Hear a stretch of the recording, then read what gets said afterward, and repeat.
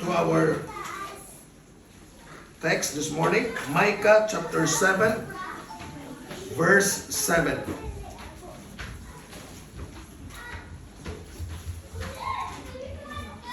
Jonah, Micah, Nahum, Habakuk, Sipanaya, Hagay, Sikaraya, Malakay. Sunod sa Jonah is Micah. Jonah, Micah, Nahum. Micah chapter 7, verse 7.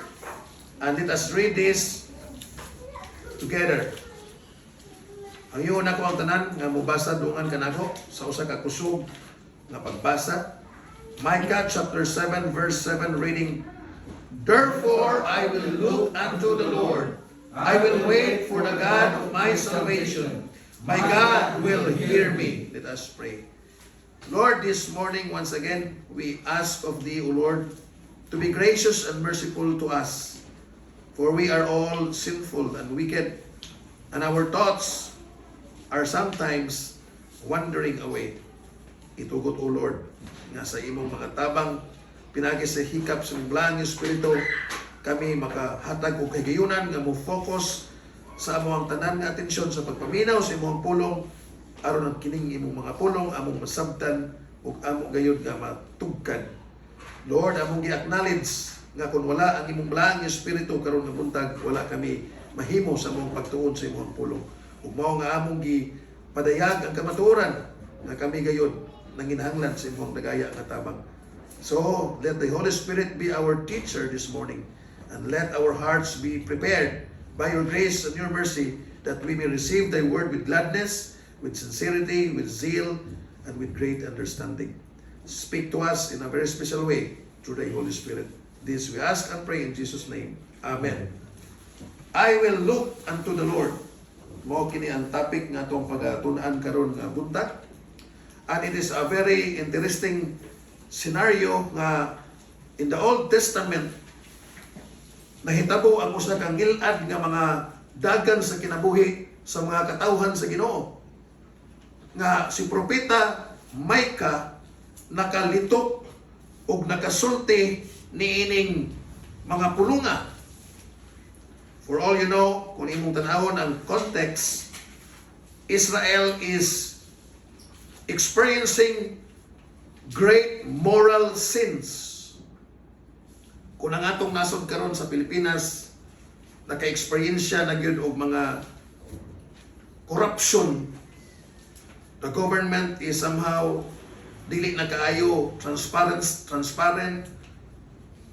Matawag na ito anay injustice, kung nakulang ang pasultihon, mas labaw pa pud sa unang panahon. Atong lantawon ang context, tanawa ang verse 1.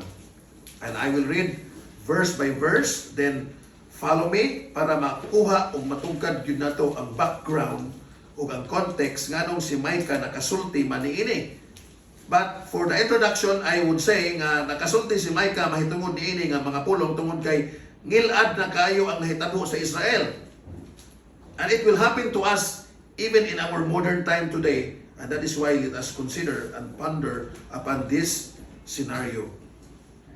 Micah said in verse 1, Woe is me, for I am as when they had gathered the summer fruits, as the great gleanings of the vintage there is no cluster to eat.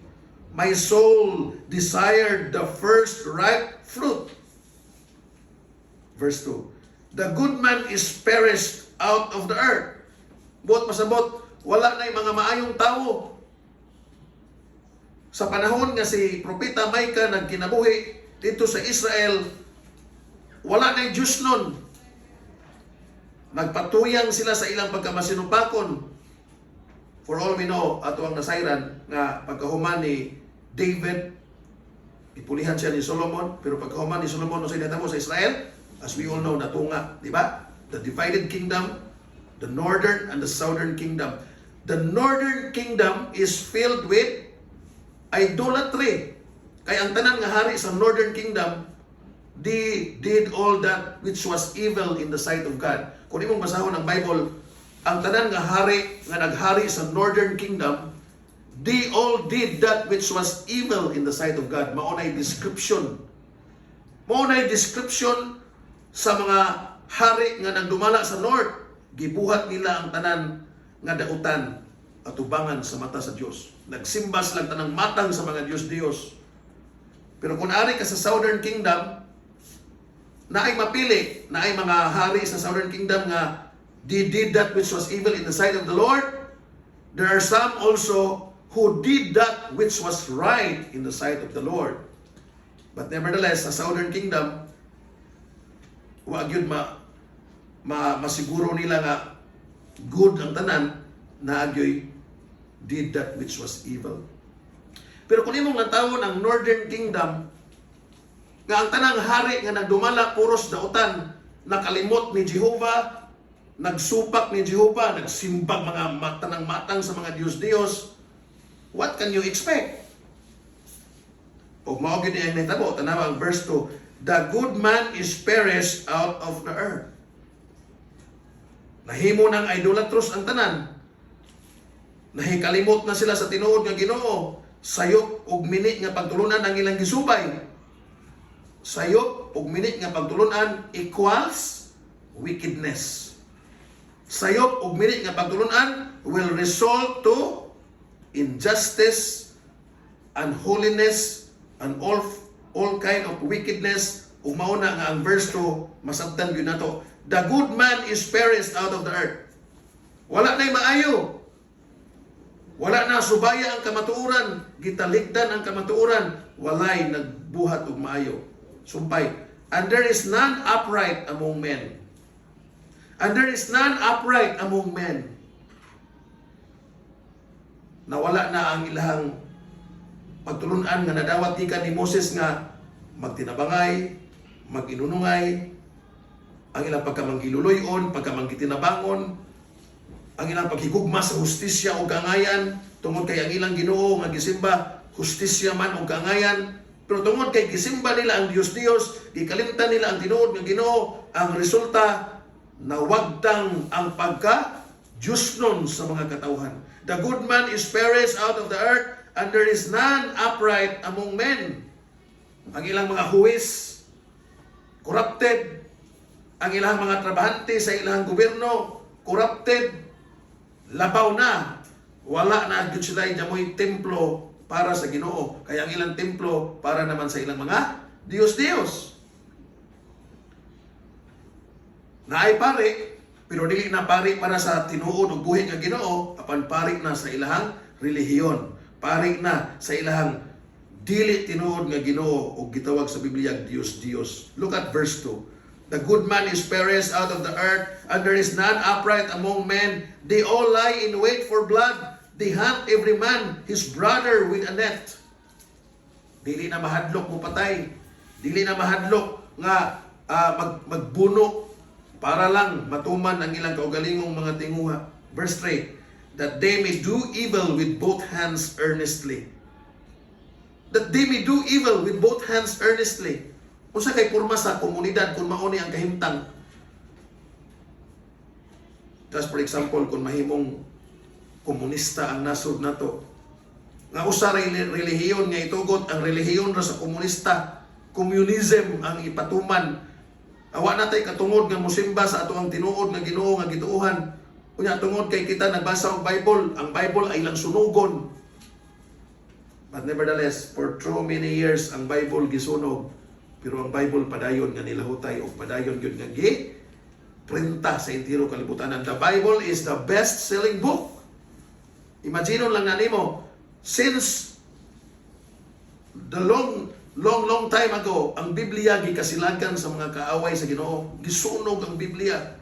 Patyon ka kung magbasa kag Bible. Yet, until today, kung imong lang tawon, the Bible continue to exist and even produce manifoldly. Ang Biblia mao ang pinakahalinon nga libro sa entero kalibutan. No matter how the evil men try to destroy it. But nevertheless, during the time of Micah, mao ni ang hitabo, nagdaghan ug nagbaga ang mga unbeliever that they may do evil with both hands earnestly. The prince asked the judges, asked for a reward. Corrupted na kayo ang mga judge. Ang judge pili-pili na kung kinsay ilang prisuhon, kung kinsay ilang kasuhan. Ang judge pwede ra nimo mabayaran. Ang inosente mo ay mahimong guilty. Ang guilty mo ay mahimong inosente, pinaagi sa bayad. And the judge asked for a reward, and the great man, he uttereth his mischievous desire, so they wrap it up. Ang balaod para ra sa mga pobre, ug ang dato mo ang nahimong hayahay ug bulahan. Ang prisuhan para ra sa mga pobre, ug ang prisuhan ug ang mga dato dili mapriso. The best of them is as a briar, the most upright is sharper than a thorn heads. The day of thy watchmen and thy visitation cometh, now shall be their perplexity. Grabe na kayo kangilad ang mga katawhan. O grabe na kayo kakurap ang entero kalibutan. Nga sa dihang ang simbahan, bawalan na sa pagsimba. How many of the church people will remain steadfast? Or basin kung muingon ang gobyerno, undang na magsimba ron ha? Then the Christian will say, okay, undang po, no big deal. When the government say, undang mo magsimba, it must be a big deal for the Christian to resist and to continue sa pagsimba sa tinuod ng Ginoo despite nga ang gobyerno mo bawal na.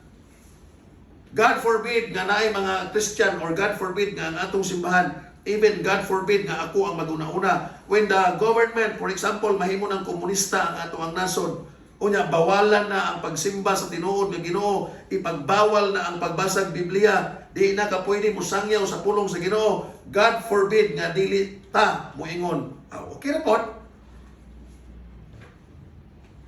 But may God enable us to look unto the Lord and to continue what we ought to do according to the Lord's command. Tanawa ang verse 5, kung unsa nakangilad ang mga panghitabo.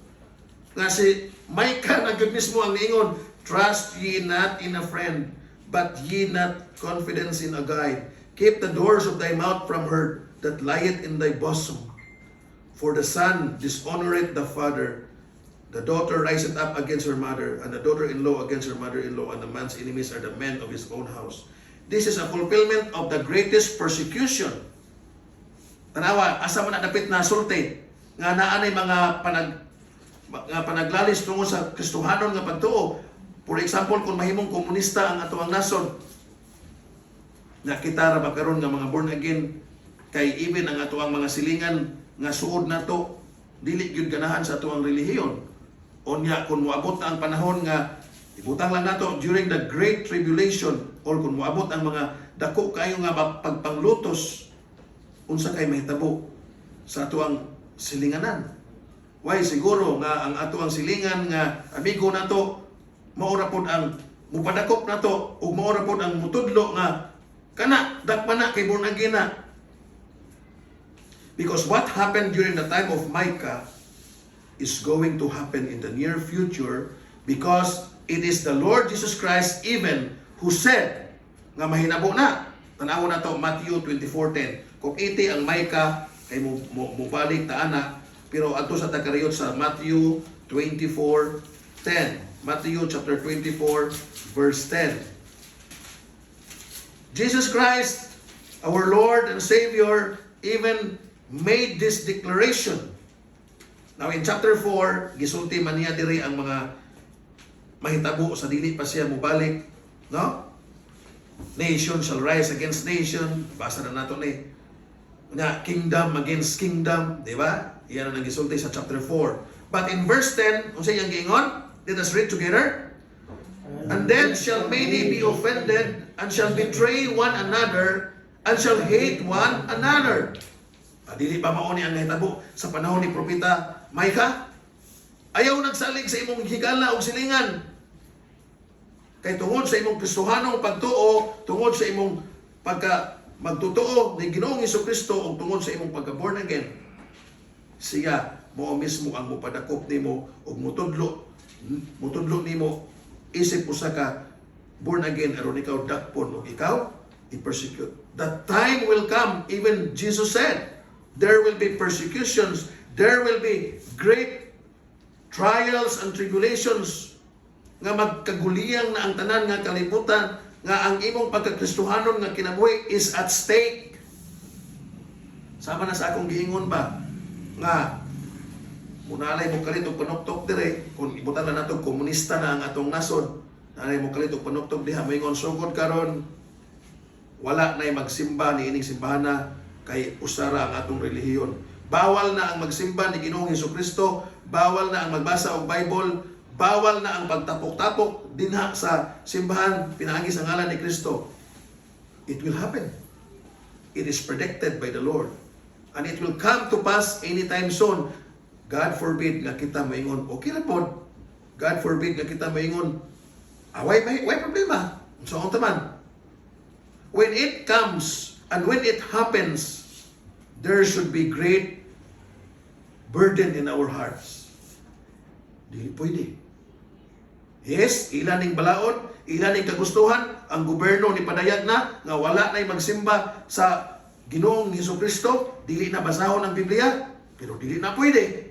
Although mauna ni ang balaod nga gibuhian sa nasod, ang gobyerno sa Pilipinas ni padayag na og usa ka buluhaton nga kinahanglan tumanon, usaray relihiyon, di na magbasag Bible. We will never say, okay. We will never say, no problem. We will never say, okay rasad. But we should say in our heart, this cannot be. God forbid that we will deny the Lord. That is why, miingon si Micah, I will look unto the Lord. Kung mahitabo na, let us look unto the Lord, let us seek Him, and let us pray for Him. And later on, we will consider that. Ato sa kabrihon karayot ang 2 Timothy chapter 3 verse 2, na mubalik ta sa Micah chapter 7. 2 Timothy chapter 3 verse 2. 2 Timothy chapter 3 verse 2. And here, the Apostle Paul is talking to Timothy about what will happen in the future. Now, dugay na kayo ni nga kapanahonan nga gisuwat ni Paul para kang Timothy. And it is slowly happening already. 2 Timothy chapter 3. Let us read verse 1 muna. So when the Apostle Paul is dying, he wrote this letter to give instructions to the young pastor Timothy. And let us listen to the instruction that Paul gave to Timothy. Verse 1, this know also that in the last days perilous times shall come. Maliman mag-anak. Kani sayri nga sa katapusan nga mga adlaw, now katapusan nga mga adlaw means paingon na ta, mauna ni karon. Nagsugod na ta sa katapusan nga mga adlaw. Perilous times shall come. The word perils means kangilaran. Nagpaingon ta sa ngilad nga mga kapanahunan. Ngilad means naatanang matang sa pagkadautan, naatanang matang sa pagka-dili Diyos nun, naatanang matang sa pagkalisod sa kinabuhi. Persecution will arise, wickedness will increase. Tanawa, verse 2. Let us read together. Read. For men shall be lovers of their own selves, covetous, boasters, proud, blasphemers, disobedient to parents, unthankful, unholy. Now, all these descriptions already happened during the time of Micah. But Paul reiterated, and Paul mentioned it again to Timothy, that even in the future, mupadayon and we are on the way of that scenario. Paingon na taan ng mga panahuna. Sa sumpay, verse 3, without natural affection, truce breakers, false accusers, incontinent, fierce, despisers of those that are good. Verse 4, traitors, heady, high-minded, lovers of pleasures more than lovers of God. Verse 5, having a form of godliness, but denying the power thereof. From such turn away. Now, buot pasabot, kini tanan nga mga gibasa nato, mo kinipod ang mga panghitabo o mga kinaiya sa mga tao even sa panahon ni Propeta Micah. Pero reiterate ni Paul, gibalik saysay ni Paul alang kang Timothy, aron si Timothy maka pangandam o even sa atong kinabuhi karon, dugay na kayo ang panahon nga gisuwat ni Paul ni para ni Timothy. Pero karon makita na nato ang katumanan. Di ba ka matinga nga grabe na kayo ang kamatayon karon? Wa na'y kaluoy ang mga kriminal, ang mga badge in town nga cashier naningkamot nga mabuhi ang iyang mga anak, girep, gilugos, gipusil, gitulis. Tanang matang sa mga kabuang ug tanang matang sa tanang mga kangilaran naa na, no? Now, let us go back to Micah. So sa akong introduction pa ni, gisulti nako pod ang mga panahon ni Jesus Christ nga iyang gisulti, di ba? There will be betraying, there will be persecution, there will be all kinds of immorality and sinfulness, idolatry and ungodliness. And our community is going to that. Paingon na taana.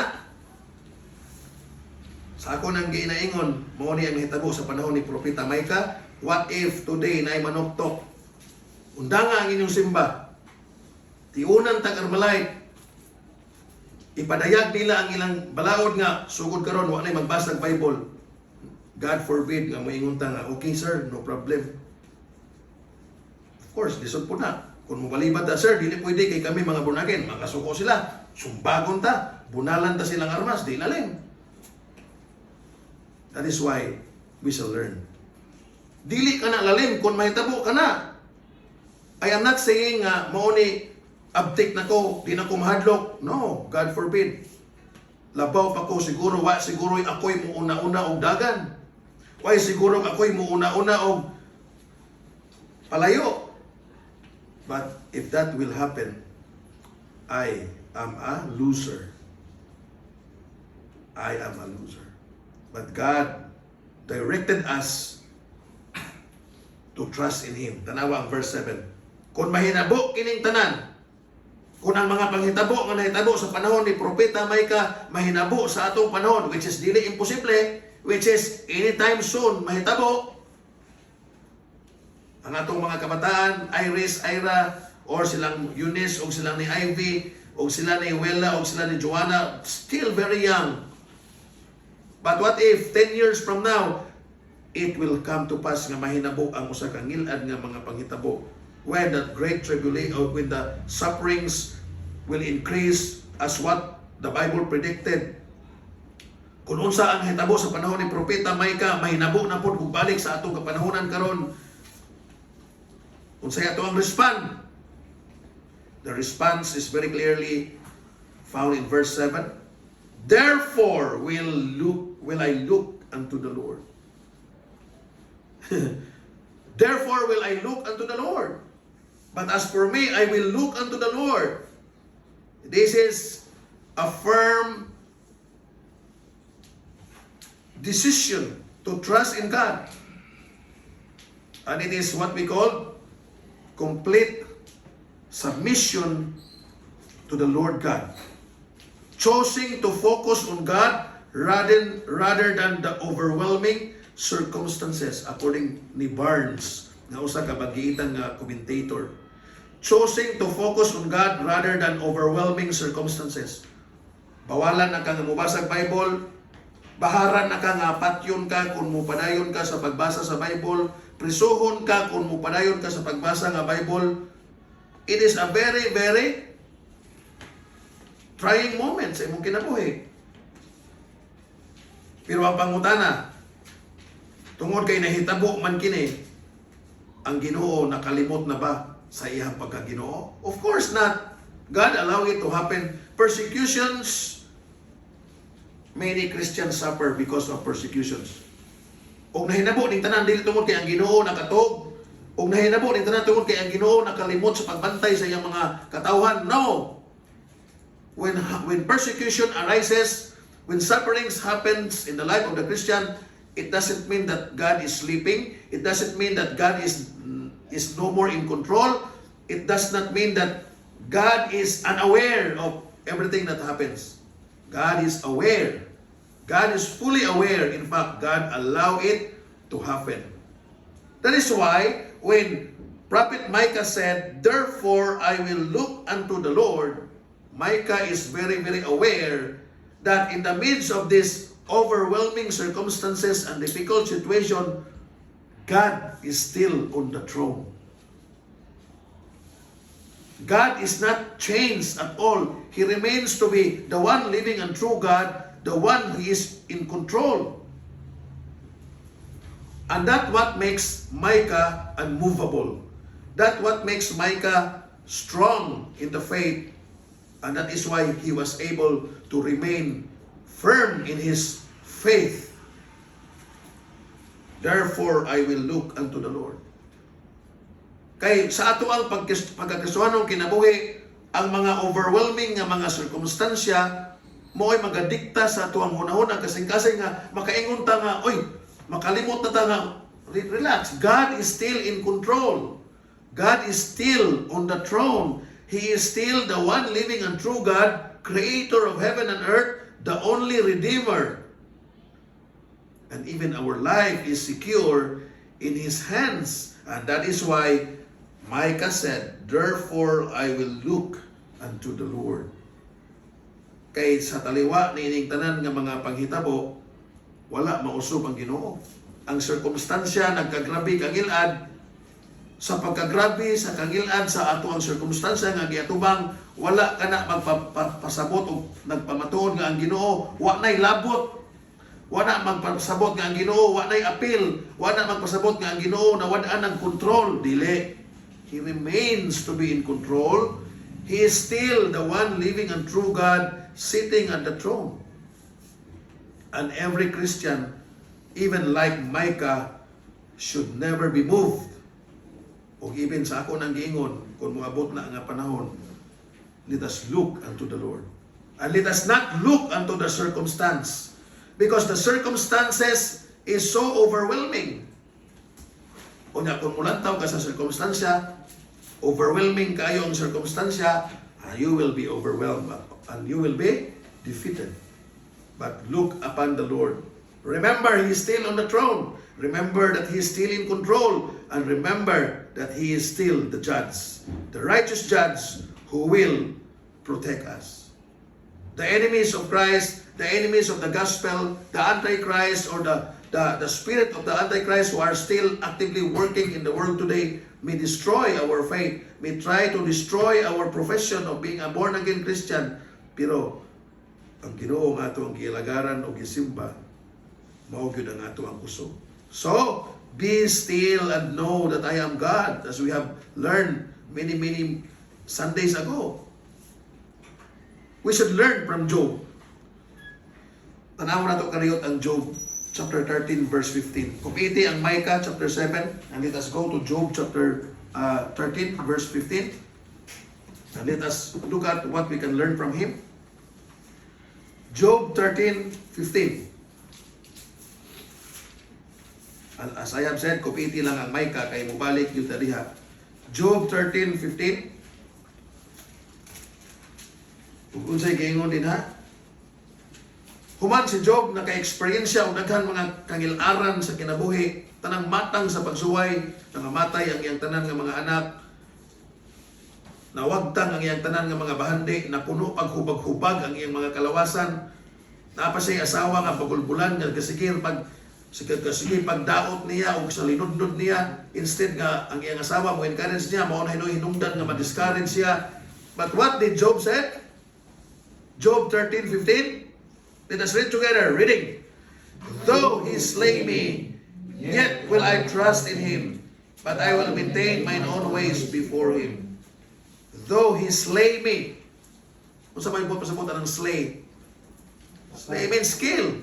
Although the Lord will kill me, or though the Lord will allow me to live a very difficult life, I will trust in him. Another, si Daniel, tanawa, ang amigo ni Daniel, tulo ka amigo ni Daniel, let us learn from them. Daniel chapter 3, verses 16 to 18. Daniel chapter 3, verses 16 to 18.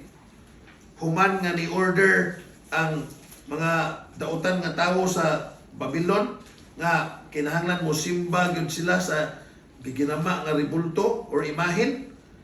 Now, wag yun sila musimba. Daniel chapter 3. Wag yun sila musimba. Tanawan ako ng verse 15. para makuha ginato ang context so that we will appreciate the beauty of the testimony of these three men. Now, if ye be ready, that at the time ye hear the sound of the cornet, flute, harp, sackbut, psaltery, and dulcimer, and all kinds of music, ye shall fall down and worship the image which I have made. Well, but if ye worship not, ye shall be cast the same hour into the midst of a burning fiery furnace. And who is that God that shall deliver you out of my hands? Ang tulo ka amigo ni Daniel giingnan, kadungog gali mo sa mga sunata o sa mga tingog sa mga trompeta, yukbo gid mo og musimba mo sa imahin nga bulawan nga gigama. Kay kung dili mo musimba og muyukbo, ilabay mo sa maong kalayo nga nagilaab. Kinsa man ang Ginoo ninyo nga muluwas ninyo? Verse 16. Shadrach, Meshach, and Abednego answered and said to the king, O Nebuchadnezzar, we are not careful to answer thee in this matter. Verse 17, tanawa. If it be so, our God, whom we serve, is able to deliver us from the burning fiery furnace, and he will deliver us and out of thine hand, O king. Tanawa, verse 18. But if not, be it known unto thee, O king, that we will not serve thy gods, nor worship the golden image which thou hast set up. Kasi nasabtan ninyo, matod pa ni Shadrach, ni Meshach, o ni Abednego, O king, ang among Ginoo anda muluwas namo, o di gyud mi mosimba sa imahin nga imong gipabuhat kanamo. Pero bisan pa kung ang Ginoo nga among gituuhan, ang Ginoo nga among gialagaran, dili muluwas namo, pabilin gihapon mi nga dili mo simba sa imuhang rebulto ug padayon gihapon mi nga mutahod sa Ginoo, musunod sa Ginoo ug dili mausab sa among pagtuo kaniya. So buot pasabot, andam si Shadrach, si Meshach ug sa Abednego nga bisan pa man ang Ginoo nga ilang gituuhan nga mo'y muluwas nila, dili sila luwason kay mo'y gusto sa Ginoo nga dili sila luwason, dili sila mausab sa pagsalig. Andam sila mo dawat nga, Lord, kung imong kabubuton nga di minimo luwason, kay imo ni kabubuton nga maka-undergo ini nga ngilad nga kinabuhi, di mi mausab. Di mi mausab sa mong pagtuo. I will still look unto you as the one living and true God, the creator of heaven and earth, being my God, and forever I will worship you. Mao kana siya ni tabo. So sa diyan si Micah, nibuhi niini nga pulong, I will look unto the Lord. It simply means, kung unsay naa sa hunahuna ni Job, kung unsay naa sa hunahuna ni Daniel, even kung unsay naa sa hunahuna ni Polycarp sa una, sa diyan si Polycarp, sunugo na si Polycarp kay tungod sa iyang pagka-born again Christian. Giingnan siya, irikant, ayaw nagtuo ni Ginoong Jesucristo, dili ka na mo sunugon. Pero unsay giingon ni Polycarp, 80 ka tuig kapin ang Ginoo maayo kanako, dili nako kaya nga isalikoy ang iyang ngalan. For 80 long years the Lord has been so good to me, how can I blaspheme His name? Ingon si Polycarp, kanang kalayo nga inyong gamiton nga isunog kanako, dili ka na makatupong sa kalayo nga isunog sa Ginoo sa mga dili magtotoo o sa mga tanang tawo nga dautan.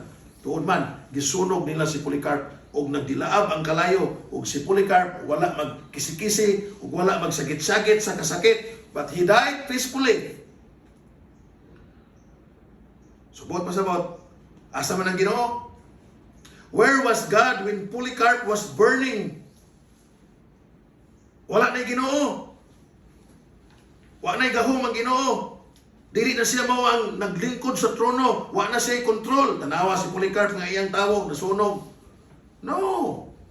Even Polycarp is fully aware that God is still on the throne, even his body is burning at the stake. Diin dito siya gigapos o sindihan sa mga dautan nga tao nga kontra ni Kristo Jesus. Si Polycarp nagpabilin nga sigurado nga ang Ginoo wala mahikalimot niya o gini gitugod sa Ginoo nga mahinabo kay mo may iyang kabubuton. But as for me, I look unto the Lord. Tanaw si Polycarp sa Ginoo, Lord, you are still there. You are still at the throne. Wala ka mausab. Ikaw gihapon ang nagpabilin nga Dios nga naglingkod sa trono. Ikaw gihapon ang Dios nga naay pagbuot sa tanan. Bisan pa mag-ako masunog, di nabot pasabot nga dili na ka Ginoo. Dili nabot pasabot nga wa na kay gahom. Apan kini imong kabubuton. Not my will, but thine be done. Sama ni Job, though he slay me, yet I will trust in him. Sama sa friends ni Daniel, nga bisan pag di imi luwason sa Ginoo nga among gituuhan o gisimba, pabilin gyapon mi nga musalig ug mutuo niya nga among Dios ug manluluwas. So diha nimo makita ang ilahang firm decision to trust and remain faithful to the Lord God Almighty, who is very, very faithful to them. I will look unto the Lord. That is what it means. It's easy to say, I will look unto the Lord. But it's very difficult to do. Tanawa ang circumstansya nila. Praise the Lord, si Polycarp, nakatuman sa iyang gibarugan, I will look unto the Lord. Praise the Lord, si Job, nakatuman sa ilang giingon, I will look unto the Lord. Praise the Lord, si Daniel, nakatuman sa ilang giingon, I will look unto the Lord. But how about us? As we serve for 20 years na dito sa simbahan, do we have that understanding of what it is to be a Christian? Yes, praise the Lord sa itong mga pagtulunan nga nadawat. Praise the Lord sa mga tinguha na ito nga magkat-on sa iyang pulong. And indeed, through the years, the Lord is so gracious and merciful to enable us to understand our doctrine. We are all very thankful to the Lord. Kanilain nga mga pastor ang muari, si Pastor Igor once a month.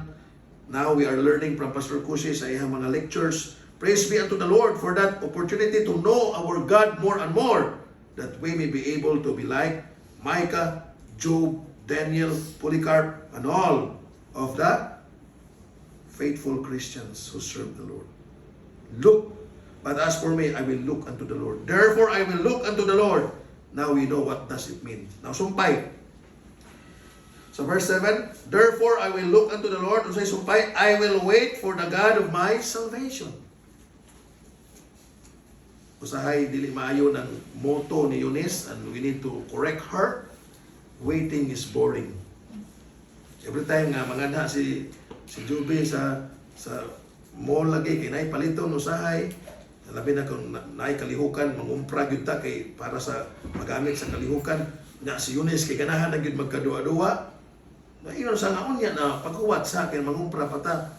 Na sa iyang excited nga magduwa gyud siya, mutubag waiting is boring. And that is not to be our behavior as a Christian.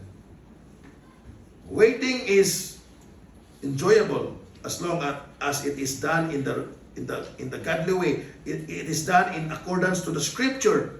What did Micah said? I wait for the God of my salvation. Now the word salvation here should be interpreted as salvation means deliverance, nga ako makalingkawas aning ngilad nga kahimtang nga na-experiensyahan nako. And it can be also mean salvation means sa dihang kita mo adto na sa langit, mao gyud na ang atong hingpit nga salvation, di ba?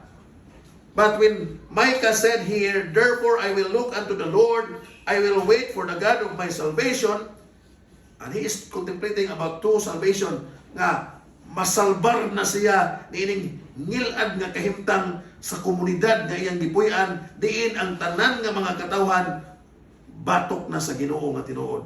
Nagkinabuhi na sa mga dili Diyos nun nga pamaagi o gikalimtan na nila ang Diyos nga tinuod. Gusto si Micah nga makalingkawas ni anak nga kahimtang. Of course, kinsa ko dili gusto.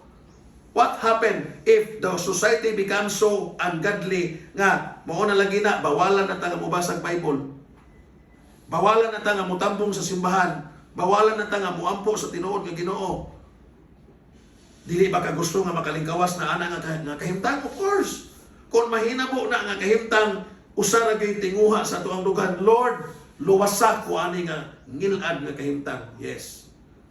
Ug mao na ang hilak sa kasing-kasing ni Micah. I will look unto the Lord. I will wait for the God of my salvation. Gahuwat siya nga ang Ginoo. Hingpit gyud nga mutabang niya nga siya makalingkawas or siya masalbar sa usa ka ngilad nga kahimtang diin ang iyang komunidad gisalibutan na siya og mga dili Dios nun nga katawhan og ang dili mga Dios nun mao nay nagdumala og naghari. Wa nay freedom of religion. But of course, our salvation is ultimately katong eternal salvation nga madawat nato, where we shall be together with the Lord forever throughout eternity, where our soul shall be united with the one living and true God, and with all the saints and with all the angels in the new heaven and in the new earth. When every time nga mo lantaw ka ani, open your eschatological mind. We all know that there will be a rapture, and there will be a 7 years tribulation period. There will be the return of Christ, that He will save Israel, wherein maghari siya ko sa kalibo katuig, na iyang ikrisuhon ang Satanas dito sa bottomless pit, pero human sa usa kalibo katuig, buhian niya kadali ang yawa, pero eventually hukman niya o ilabay na gyud niya ngadto sa lake of fire. Then naanay unsa? New heaven and the new earth. So every time we consider the word salvation, it is our eternal life in the presence of the one living and true God. Pero taas kayo na nga kung imo nang natawan, but eventually moabot gyud ta ana. Kay dili na pwede nga dili matuman, dili na pwede nga dili na madayon, because this is what is the plan and purpose of God. There will be tribulation, there will be rapture, there will be tribulation. The Lord will return in order to save Israel, and He will reign for 1,000 years. Iyang prisohon ang yawa por usa ka libo ka tuig, pero iyang buhian pag-usab. Pero eventually iyang yung hukman o ilabay niya sa lake of fire. Then there will be the great white throne judgment, and there will be, we shall go to be with the Lord forever throughout eternity. Ug mao na ang atuang salvation nga gilantaw. We shall be there. And as we are here in this world, we need to endure. Dili ka worthy nga muhuwat sa kaluwasan nga hingpit nga gitagana sa Ginoo sa iyang mga pinili kung dili ka mo endure. For example, naghari na ang Antichrist, nagkagrabe na ang mga dili pagka magtotoo, na ikaw nadala, wala ka mo endure, and you are not worthy of the eternal salvation. As we proclaim that we are true born again, as we profess that for 20 years we are a member of this church, Bible-believing, Bible-defending church, we are saved by His grace, it must be proven by our desire to endure. Mao man nga miingon siya dire, therefore I will look unto the Lord, I will wait for the God of my salvation. Waiting is enduring. Waiting is to be patient, persevering, trusting God who will deliver us one day, and who will one day bring us to His eternal kingdom. Sa atong pagkinabuhi nining Kristohanon, we don't know what will happen tomorrow. We don't know what will happen 2 years from now. We don't know what will happen 3 years from now. But one thing for sure, we need to endure each day. We need to endure and to remain faithful as a Christian each day, moment by moment, until we reach the time nga kita makauban niya. Ug mao kana ang giingon diri ni Micah, I will wait for the God of my salvation. Waiting means enduring, persevering, continuing in the path that the Lord hath given us. Continue and remain faithful into the teachings nga ato ang gisubay o gisunod, and endure. Kay we need to endure. Tanawa, Mark 13:13. Be patient. Hapit na ta. Mark 13:13.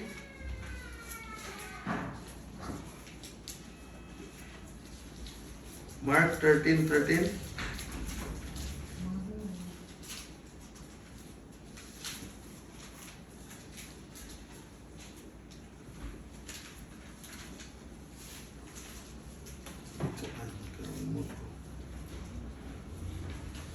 Okay, let us proceed to next verse na lang. Jeremiah 33:3.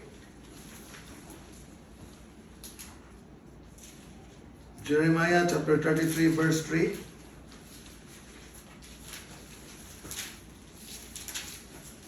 Importante nga sa atong paglahutay, dili ta nga mulahutay nga way gibuhat. Dili ta mulahutay nga mura tag way gibuhat o wala tay kasayuran kung unsay angay natong buhaton. It is very interesting nga si Micah nibuhi og mga pagtulunan ug miingon siya, therefore I will look unto the Lord, I will wait for the God of my salvation. My God will hear me. My God will hear me. Jeremiah 33:3. It's very common verse. Sige na tagbasa niini. And once again, ato ang basahon. Reading. Call unto me, and I will answer thee, and show thee great and mighty things which thou knowest not. Our perpetual guide is the Lord God Almighty. And His Word, the Bible, is our forever light. Dili si Maria ang perpetual help, mother of perpetual help, sumala pa sa atong karaan nga gituhan. It's wrong. Mas maayo ra sa grasya sa Ginoo naka matata sa kamatuoran. Our perpetual help cometh from the Lord, and He is our abiding protector, provider, and defender, and He give us assurance to come unto Him and even to call unto Him, and He will answer us. Unsay giingon ni Propeta Micah? My God will hear me. Confidence. Pagkawalay hinungdan sa atuang relihiyon kung ang Ginoo nga atong gituuhan dili makadungog or dili makapaminaw or dili makatubag sa atuang mga pagampo. Remember Daniel and his 3 friends? They are full of confidence and assurance that the God whom they worship is still sitting at the throne, fully aware of everything that is happening. Una nga confidence sila musulti. Ang Dios namo muluwas kanamo. Pero kung dili siya muluwas kanamo, padayon kami nga mutuo ug musalig kaniya. Ug gikomit nila ang ilang kinabuhi ngadto sa Ginoo. But praise be unto the Lord delivered them. Na para sila dili, although gisunog yun sila, giitsa yun sila, pero wag yun sila mga matay. Gideliver yun sila sa Ginoo because the Lord helped them. And the Lord heard the cry of their hearts. So kita nga mga born again Christians, this will be our comfort. Our God hear us when we pray. Ug siya mismo ang gisaad sa Jeremiah chapter 33 verse 3, call unto me and I will answer thee. Tawag ka nako ug ako mutubag. Salamat kay sa atuang Sunday School ganiha. Nakapuna na to ang lesson na gisuwat ni Pastor Kushi. Though prayer is a privilege given to God for His people to enjoy, to engage with Him, and to have a communication with Him, yet natay angay bantayan kay prayers sometimes will be unanswered by the Lord. The Lord will never answer us. We learned that already, di ba? When we tolerate sin, when our motive is improper, when we don't have interest upon the Word of God, when we do not ask Him, and when we doubt in our prayer. Of course, when God said, call unto me, and I will answer thee, God is telling us, do not tolerate sin. Let be your motives sincere and pure. Be interested in the Word of God. Ask of me, put your trust upon me, and pray in faith, not doubting. That is what God is trying to tell us when He said, call unto me, and I will answer thee, and show thee great and mighty things which thou knowest not. Kung mahinabo naman gali ka ng musa kang ngilad nga mga panghitabo, sumala sa gisulti ni Propeta Micah, nasama sa iyang naagian, nagkinabuhi siya sa usa ka nasod, sa kapanahunan diin ang tanan ni palayo sa Ginoo, nagkinabuhi sa kinabuhi nga dili Diyos nun. Walay hustisya, walay kaangayan, walay gugma, puros patay, puros panagdumot, o usa kang ngilad nga kinabuhi ang iyang naatubang. Yet, kung sa iyang giingon, I will look unto the Lord. I will wait patiently upon the God of my salvation. My God will hear me when we pray. Mao po niya nga tuong salingan. God is still on the throne and He still hear prayers. And He still consider us as precious as always. Kung wala na mausap.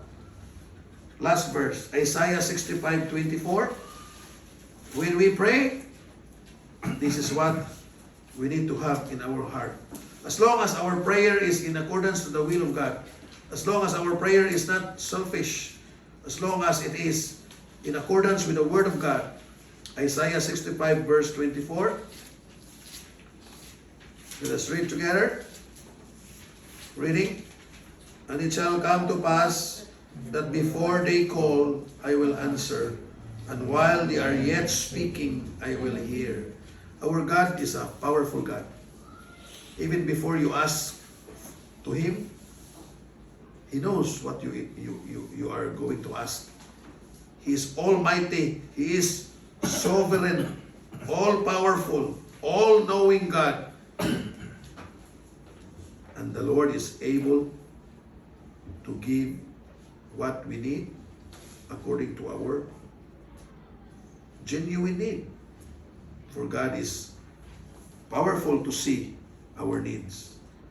And He sees all our cares, our problems, and our worries.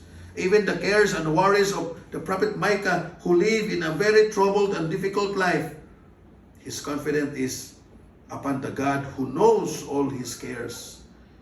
Aware si Propeta Micah nga sa kalisod sa iyang kinabuhi nga giatubang ang Ginoo, nagpabilin nga Ginoo ug nagpabilin nga mao'y nay pagbuot sa tanan, ngilad na mga panghitabo pero dili na pasabot nga nausob na ang Ginoo. God is remained to be the Holy One of Israel, the just God, the righteous God who is able to deliver him and to answer all his prayer. Ug maupod ka na ang atuang gilauman. May the testimony and the proclamation of the prophet Micah be also the cry of our hearts, being his people. Let us all arise and sing our closing hymn. Hymn number 441. Faith is the victory.